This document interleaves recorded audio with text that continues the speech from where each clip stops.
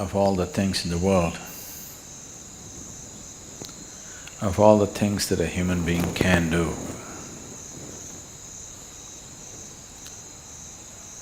why yoga?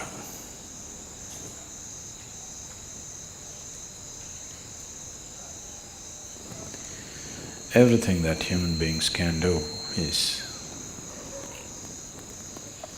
essentially an expression of who they are.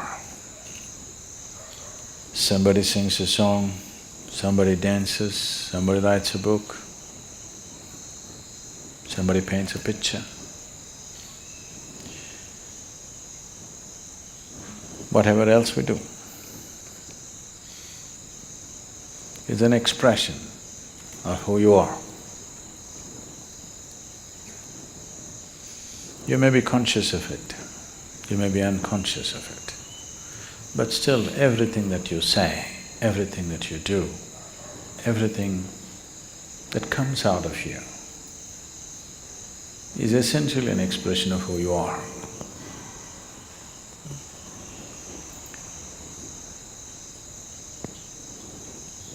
So yoga, in that way, is diametrically opposite to this, because it's not an expression of who you are. It's about determining as to who you are. It's about determining as to what you want to be. Changing the very fundamentals of one's existence. Today, there is substantial medical and scientific evidence to show that the very fundamentals of the activity of your brain, your chemistry, even your genetic content can be changed by practicing different systems of yoga.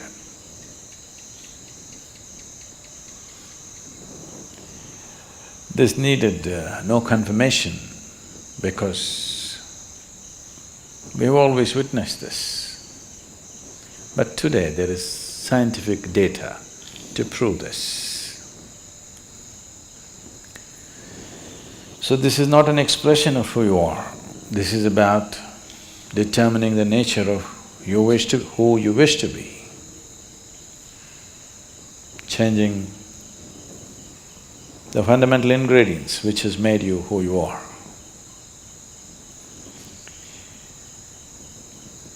So yoga as a system needs much more involvement than any other things that any other forms of things that we do, which are merely an expression of who we are.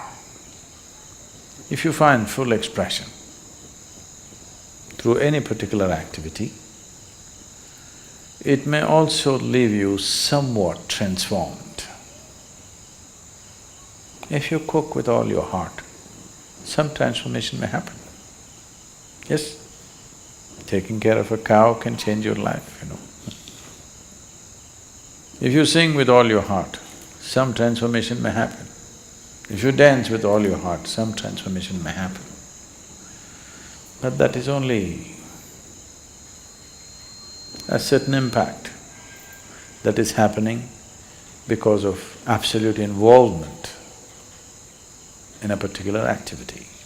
But essentially that activity by nature is an expression of who you are. It is not determining the nature of who you are. So when we transform our activity, not as an expression of who we are, because who wants to find expression like this in the morning? Definitely not, isn't it? So, it is not an expression, it is a method, it is a means, it's a technology through which you can change the shape of who you are. Literally also, otherwise also. You can change the very shape of who you really are right now, that can be transformed. Because who you are right now as a person is a combination of things. genetic material, before that, the karmic substance that you carry. Because of that, you chose a certain womb, so the genetic material. And since the moment you were born, whatever kind of impressions that have gone into you in the form of variety of experiences, situations, thoughts, emotions, relationships, associations, whatever else you have imbibed, all these things make you a certain kind of person. When you say, I am a certain kind of person, what you're saying is, I have this kind of compulsions. When you say, I am this kind of person, what you're saying is, this is the kind of compulsions that I identify myself with, so I am this kind of a person. People, it's a very Western thing, but it's very much there in India today, because a lot of Indians are far more Western than West. If you go all the way west, you come back to India. So they are much more Western than Westerners are today. So people say, I'm a morning person, I'm an evening person. So what they mean is, morning, I cannot wake up in the morning. That means I'm an evening person. I can't stay awake in the evening, so I'm a morning person. Not only that, people… it's going far, some are BlackBerry people, some are Apple people. It's all getting… world is getting divided in so many ways.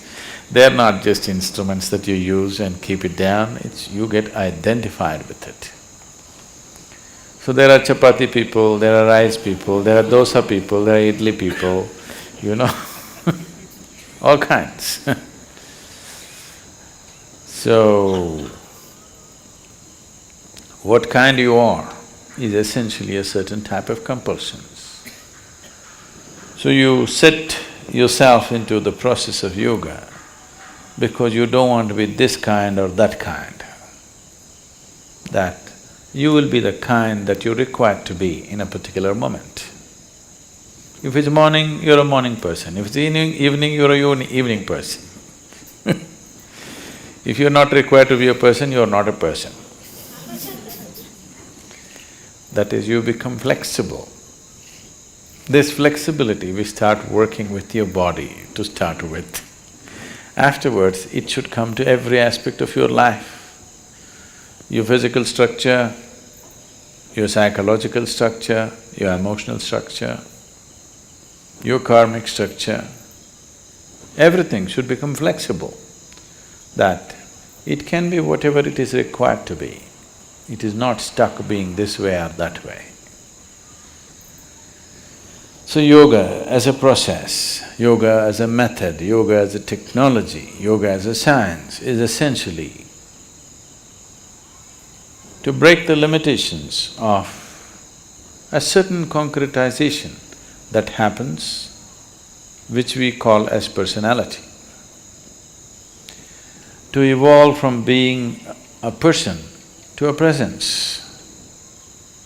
If you're a person, that means you have made a shell out of yourself. You formed a shell, within that shell only you can operate. If you break this shell, you will no more be a person, but simply a presence. As life is, as God is, just a presence. If it can be encased in a shell, it becomes a person. So yoga means slowly you're working on making the shell thinner and thinner, more and more porous, that one day you can exist without a shell.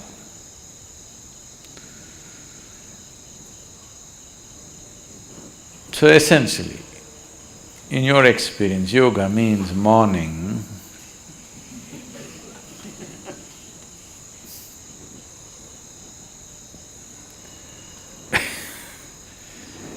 Why the sadhana, the way it is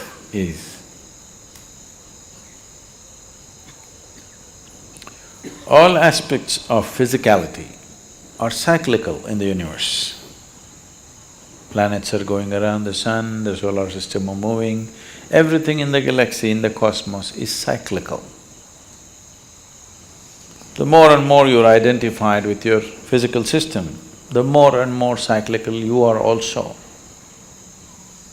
Your experiences are cyclical, the process of life is cyclical.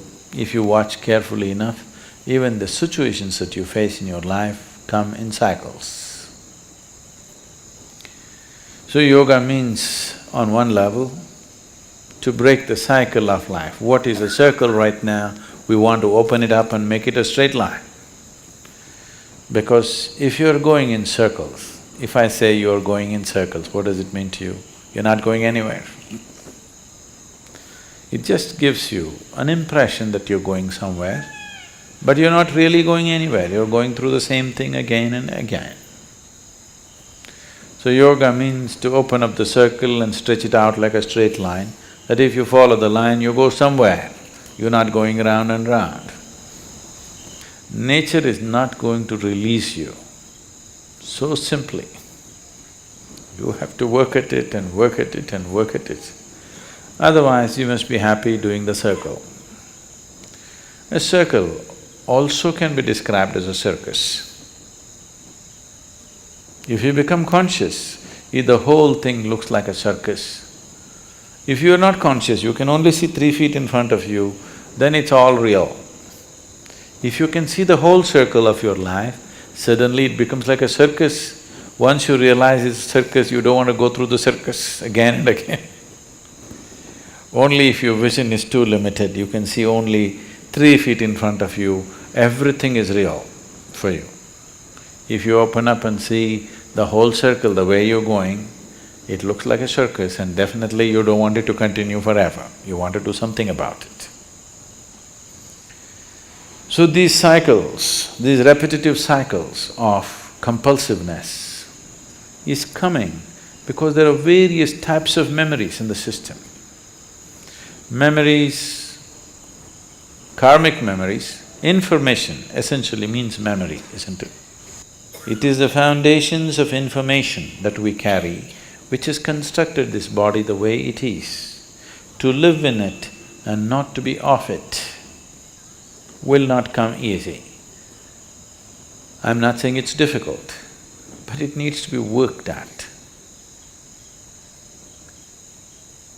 The sadhana is just about this. However simple the sadhana is, every day if it is worked at, slowly one can see a certain level of freedom happening within you step by step, maybe inch by inch, maybe micromillimeter by micromillimeter, but nobody can say it is not releasing you.